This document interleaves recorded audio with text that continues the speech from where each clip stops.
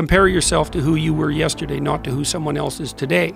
Yes. Because you need to have a hierarchy of improvement. You need to be aiming for something, and that means you're going to be lesser than people who've already attained along that dimension. Yes. And that can give rise to envy.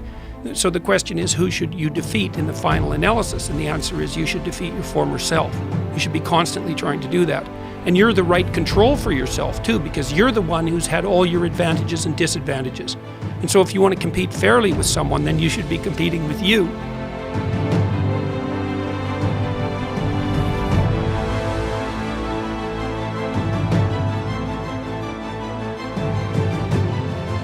Personal responsibility is to compete with yourself, is to be slightly better than yourself the next day. Yes. And it better in some way that you can actually manage, and that's humility. It's right, like, well, I'm a flawed person, I've got all my problems, could I be as good as person X? It's like not the right question. The right question is, could you be slightly better tomorrow than your currently flawed self?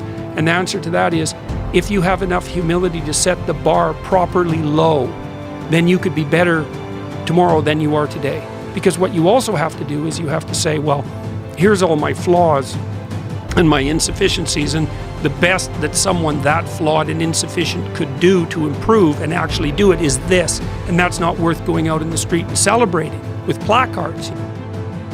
The first question might be, why should you even bother improving yourself? And I think the answer to that is something like, so you don't suffer any more stupidly than you have to.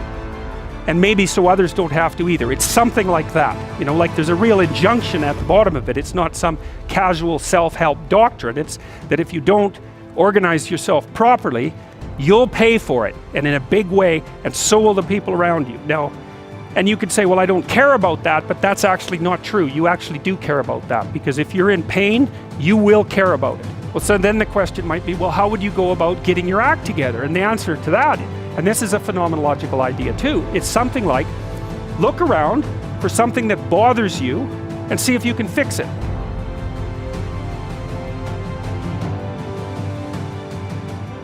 Start where you can start.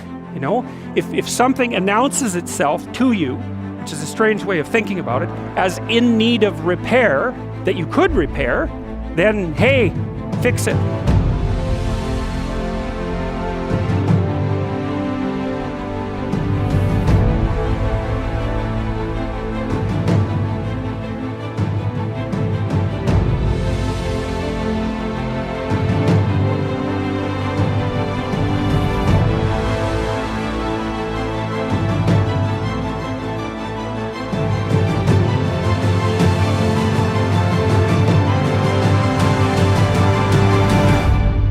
You fix 100 things like that, your life will be a lot different.